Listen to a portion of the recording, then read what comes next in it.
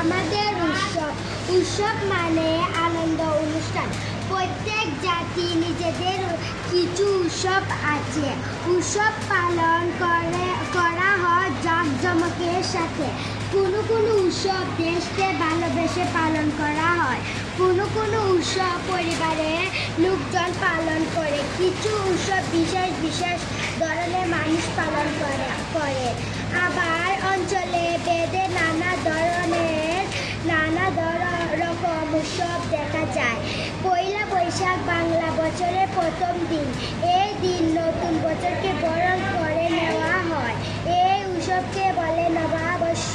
নবাবর্ষে গ্রামে ও শহরে বৈশাখী মেলা বসে। মেলায় মাটির হাঁড়ি, হাতি ঘোড়া, কাঠের পুতুল বিক্রি হয়। মুড়ি, মুরকি, খই, বাতাসা। এদিন অনেক জায়গায় শোভাযাত্রা বের হয়। নতুন বছরকে বরণ করে নিতে পার্বত্য অঞ্চলে উৎসব হয়। ঠিক আছে, সবাই একটা হাততালি দিয়ে। তাইলে এইভাবে আমাদেরকে সুন্দরভাবে দাড়ি কমা ঠিক রেখে কি করতে হবে?